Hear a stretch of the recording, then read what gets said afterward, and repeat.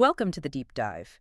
Today we are plunging into a set of really sensitive source materials. We've got voice recordings, technical reports, some anonymous corporate leaks, all related to this catastrophic event known as the Manhattan Incursion. Yeah, and the people who published this stuff, they were facing threats of treason, subpoenas. It really highlights the stakes here. This isn't just some academic exercise. Absolutely not. So what we're trying to do today is understand the core elements of this. Well, this urban apocalypse. You've got this terrifying alien threat, the Ceph.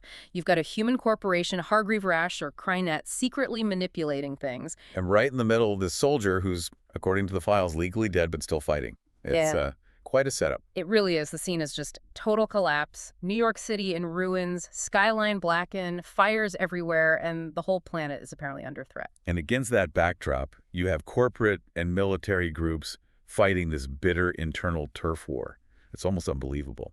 Okay, let's try and unpack this whole mess. Where do we even start? Maybe the corporate and military side, the human failure. Yeah, the political context is, well, toxic, as you said. Yeah. Official responses. Yeah. UN, Pentagon, Crynet, Hargreave Rash.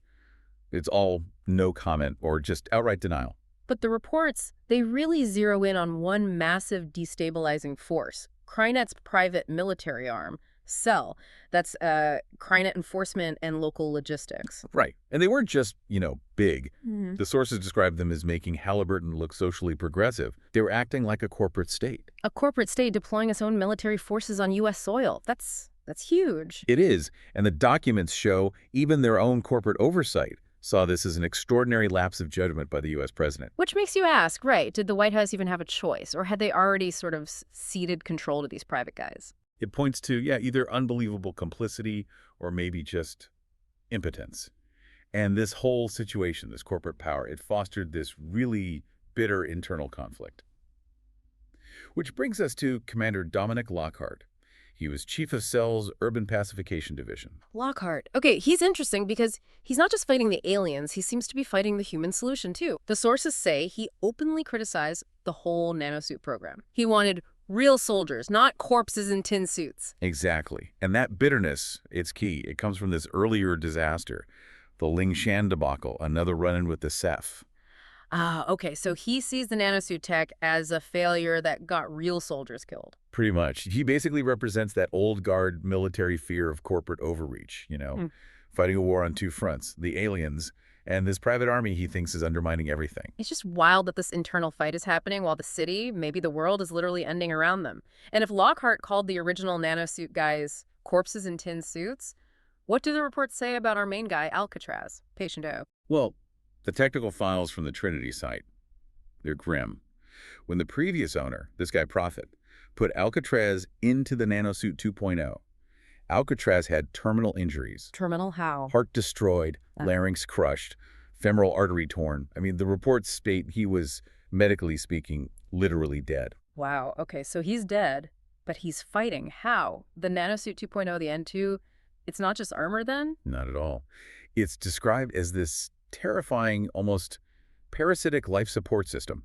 It bypasses his whole pulmonary system, pumps oxygen right into the aortic arch. So it's keeping the body functioning, even though the core parts are gone. Right. And Alcatraz himself seemed aware of it. He suspected the suit was doing this kind of brutal triage. He said it was mining my expendable biomass. Expendable biomass, like his heart and lungs. Exactly. Using those non-functional parts to repair other systems needed for combat.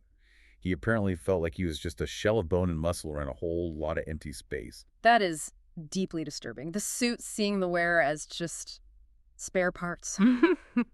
But it gets even stranger, doesn't it? The psychological stuff. Oh, yeah. There's this biochip in the end, too, called Second. Its job isn't just protection. It's supposed to improve the soldier, immunize them against fear, fatigue. Okay, standard super soldier stuff, maybe. But the CIA analysis went further. Much further. They found Alcatraz's actual cognition was being outsourced to the suit. Outsourced? What does that even mean? It means the suit wasn't just boosting his body, it was changing his mind. His vocabulary apparently increased. And, get this, it removed a lifelong phobia of water he had from nearly drowning as a kid. The suit cured his phobia by itself. Seems so. Which raises huge questions, right? If the suit is rewriting his brain, his personality, where does Alcatraz end and the suit begin? Is he even consenting to these changes? Or is it just, like you said, a corpse being remote-controlled by very advanced tech? That's basically the conclusion the CIA reached, Yeah. according to these sources. They decided they were no longer justified in regarding the nanosuit and its wearer as separate entities. Man and machine merged. Wow, okay. So while the humans are tearing themselves apart over this tech, what about the actual aliens, the Ceph and this green death? Right, the Cephs. Their whole approach wasn't just military, it was biological. This green death, officially Charybdis Epidemiological Agent 01, or GOE-EGO-1. And the sources get pretty graphic about the symptoms. They do. These huge alien structures, the Charybdis spires, release spores. If you get infected, you develop these horrible abscesses, tumors. Your skin gets this greenish tinge from something called pyocyanine. But it's not just physical, is it? There's a neurological component. That's the truly terrifying part. It induces something called wanderlust. And the neurological reports say it hijacks the brain's religious impulse circuitry. Religious impulse, you mean it makes people? It creates pilgrims, Yeah. victims who are compelled almost religiously to seek out the aliens to go towards the spires. They sometimes even refer to their horrific injuries as stigmata. So they're experiencing some kind of religious ecstasy while their bodies are falling apart and they want to be consumed. Exactly. They're still intelligent, apparently, but their core drives are completely hijacked. But there's a weird paradox here, isn't there, about the weapon itself? Yeah, it's fascinatingly inefficient in a way. It's clearly engineered specifically for humans, highly host-specific. But it's not contagious. You only get infected by direct contact with the spores from the spires. It's a very localized attack. Which seems odd for an alien invasion. Why so inefficient?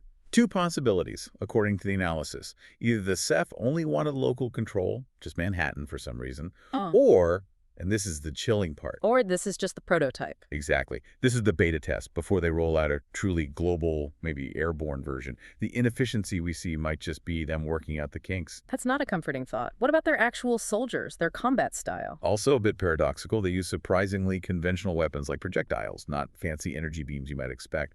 And their bodies. Alcatraz noted they're these sort of boneless sea creature things inside big, tough exoskeletons. Yet parts of them are exposed, vulnerable. Yeah, which seems like a design flaw, right? But Alcatraz had this theory.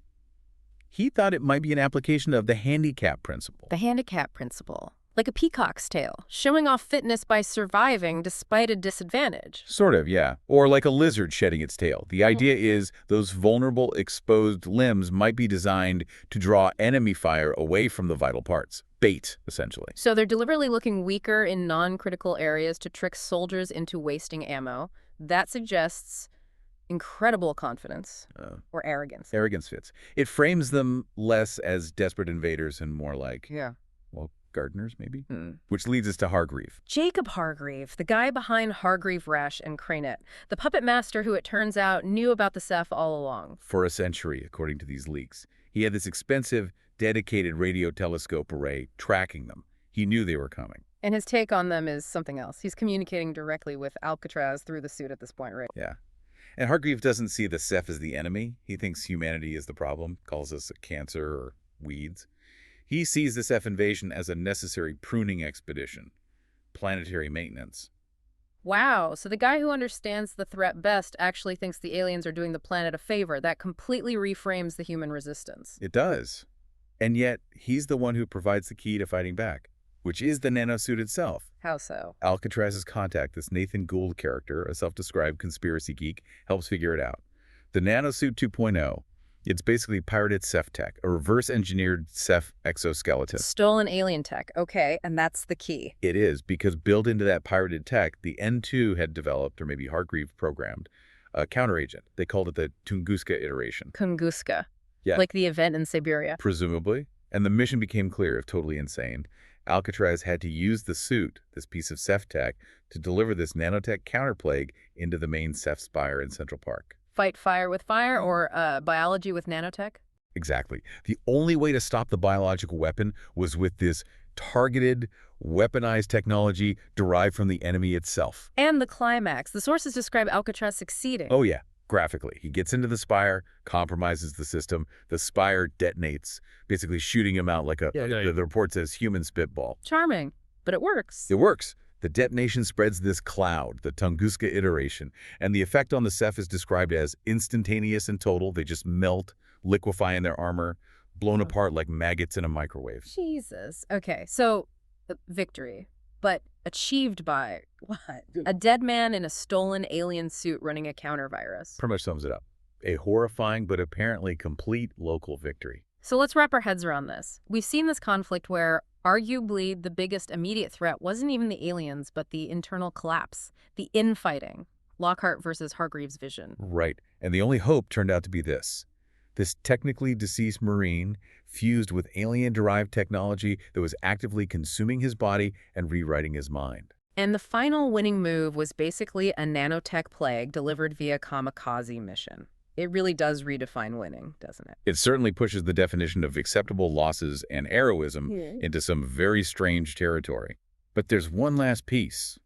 A final detail Alcatraz noticed. Oh, what's that? While interfacing with the suit, he accessed memory data from the previous wearer, Prophet, and he saw these visions. A strange rotating constellation. A star map. A star map leading where? Well, that's the chilling part. The sources claim these stars. They aren't in space. One star on this map corresponds to the location under Central Park, where the main spire was. Another star marks Lingshan, where the Ceph first appeared years ago. Wait, so the map doesn't show stars in the sky, it shows Ceph locations on Earth. That's the implication. And the sources say there are dozens more points marked on this map, scattered across the globe. Dozens. So if this pattern holds, if this star map really does mark Ceph infestation sites, maybe dormant ones. Then you have to ask yourself, right, how many stars are still left on that map? And how close are we right now to finding the next one?